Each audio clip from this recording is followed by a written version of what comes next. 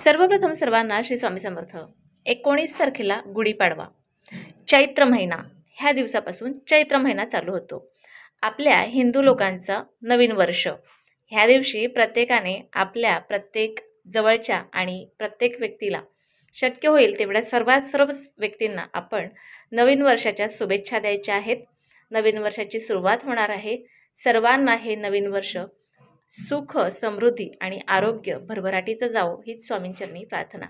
आता नवीन वर्ष, चैत्र महिन्यापासून आपलं जे नवीन वर्ष सुरू होतं बघा. नवीन वर्ष आपण जानेवारी महिन्यात इंग्रजी महिन्याचे जे जानेवारीपासून जे महिने चालू होतात तेव्हा आपण जानेवारी महिन्यात नवीन वर्ष साजरा करत असतो. परंतु आपल्या हिंदू धर्माचा हा जो महिना आहे चैत्र महिना, हा चैत्र महिन्यापासून आपलं नवीन वर्ष चालू होतं. ह्या दिवशी पहिल्याच दिवशी आपण गुढीपाडवा हा सण साजरा करत असतो. आता गुढीपाडवा कसा साजरा करायचा आहे तर सर्वांनाच माहिती आहे, पण काही लोकांना गुढी कसा उभारायचा ह्या काही गोष्टी बऱ्याचशा माहिती नसतात किंवा नैवेद्य आणि खास करून कडुनिंबाची पानं जी आपण उभारतो गुढीवर, त्या पानांचा आपण काय उपाय करू शकतो ह्या संपूर्ण माहितीसाठी हा व्हिडिओ पूर्ण व्यवस्थित ऐका. आणि ज्यांना कुणाला हवा असेल त्यांना व्हॉट्सअपला जाऊन शेअर करा. सकाळीच उठायचं आहे. ह्या दिवशी सकाळीच उठायचं आहे, लवकर उठून स्नान करायचं आहे, देवपूजा करायची आहे, पूर्ण घरसुद्धा स्वच्छ करायचं आहे, देवपूजा करायची आहे. गुढीसाठी एक आपल्याला बांबू लागणार आहे किंवा जी एखादी काठी असेल तुमच्याकडे तीही चालेल. ह्यासाठी गुढी कसा उभारायचा आहे बघा, सांगते का, फटाफट सांगते, व्यवस्थितपणे ऐकून घ्या. एक निमुळती अशी काठी लागणार आहे, म्हणजे वरून निमुळती असेल आणि खालून थोडीशी जाड असेल. बांबूच असेल तर उत्तमच. आता काय करायचं, जिथे तुम्ही गुढी उभारणार आहे ती सर्वात पहिली जागा स्वच्छ करा. गुढी कुठे उभारायचं आहे तर घराच्या उजव्या साईडला हा गुढी उभारायचा आहे, त्यामुळे तिकडची जागा थोडीशी स्वच्छ करून घ्या. तिथे पाट मांडण्यासाठी एक रांगोळी काढून घ्या. ही जी रांगोळी अगदी पांढरी नसेल, थोडेसे रंग भरा त्यात, पाटाची रांगोळी काढा. रांगोळी काढल्याच्या नंतर गुढीसाठी जी तुम्ही काठी घेतलेली आहे ही वरून निमुळती असावी आणि खालून थोडीशी जाड असावी. आता ह्या काठीला तुम्हाला हळद, कुंकू, अक्षदा सर्व धूपदीप दाखवायचा आहे. 5 बोटे हळदी कुंकवाची लावायची आहेत. त्यानंतर ह्या काठीला केशरी रंगाची जी रिबीन असते ती नवीन रिबीन ह्याला गुंडाळून घ्यायची. त्यानंतर पाटावर तुम्हाला एक कळश ठेवायचा आहे. जर तुमच्याकडे तशी प्रथा असेल तर ठेवू शकता, कळश ठेवायचं. आणि त्यानंतर कळशाला हळद, कुंकू, अक्षदा अर्पण करायचे आहेत. त्यानंतर काय करायचं, धूपदीपसुद्धा दाखवून घ्यायचं आहे. काठीलासुद्धा धूपदीप, अक्षदा, हळद, कुंकू ओवाळून घ्यायचं आहे. आणि एक काठापदराची साडी किंवा तुमच्याकडे ब्लाऊज पीस असेल किंवा आजकाल गुढीचे वस्त्र मिळतात ते जर तुमच्याकडे असेल तरीही चालेल. एक साखरेची माळ आणि कडुनिंबाची एक डहाळी आणि फुलांची माळ ज्याला आपण हार म्हणतो ती घ्यायची आहे.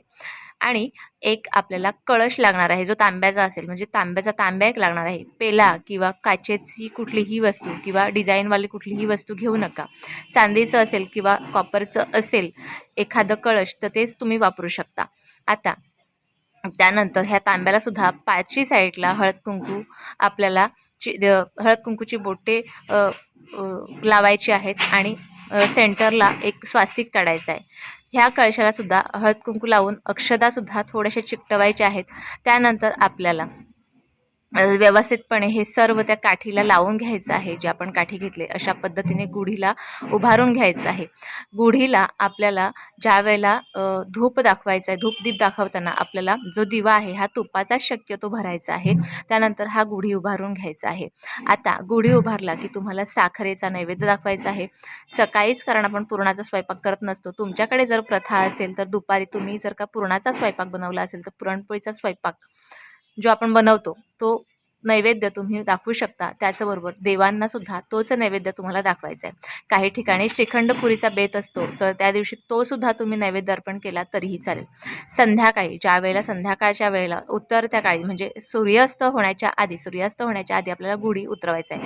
गुढी उतरवताना सुद्धा साखरेचा नैवेद्य अर्पण करायचा आहे आणि त्यानंतर गुढी उतरवायचा आहे. आता जी आपण साखरेची माळ आणि कडुनिंबाची पानं थोडीशी त्याला लावलेली होती गुढीला, ती आपल्याला एखादी साखरेची माळेतली थोडीशी ती गाठ असते ती घ्या आणि 1-2 कडुनिंबाची पानं मिक्स करा आणि त्यानंतर त्याचा त्याचा प्रसाद म्हणून आपण घरातले प्रत्येकाने थोडंसं ग्रहण करा. शिवाय हे आरोग्यासाठी सुद्धा चांगलं असतं. आता हा झाला सर्व गुढी उभारण्याचा गुढी कसा उभारायचा हे तुम्हाला कळलेलं असेल. आता काय करायचं, जी कडुनिंबाची पानं आहेत बघा, जी कडुनिंबाची पानं आहेत ही पानं आपल्याला काय करायची आहेत, तर काही 1-2 पानं तरी आपल्याला आपल्या तिजोरीत ठेवायची आहेत. काही पानं आपल्याला आपल्या धान्यात ठेवायची आहेत. जिथे तुम्ही व्यवसाय करतात जिथे तुमचा गल्ला असेल तिथे जरी ही पानं ठेवली तरीही चालेल, परंतु कुठल्याही प्रकारची पानं झाडावरची पानं आणून ठेवू नका. जी आपण गुढीसाठी उभारलेली पानं आहेत तीच पानं तुम्ही तुमच्या धान्यात किंवा तुमच्या तिजोरीत किंवा तुम्ही जिथे व्यवसाय धंदा करत आहात आणि तिथे गल्ला आहे तिथे तुम्ही ही पानं ठेवू शकतात. नक्कीच आपल्या धंद्यात किंवा आपल्या तिजोरीत आपल्या धान्यात वाढ होणार आहे. तर अशा पद्धतीचा हा छोटासा व्हिडिओ तुम्हाला कसा वाटला मला नक्की कळवा आणि व्हिडिओ आवडल्यास लाईक शेअर सबस्क्राईब मात्र जरूर करा. पुन्हा भेटूया अशाच एका नवीन व्हिडिओसोबत नवीन विषयासोबत. तोपर्यंत सर्वांना श्री स्वामी समर्थ.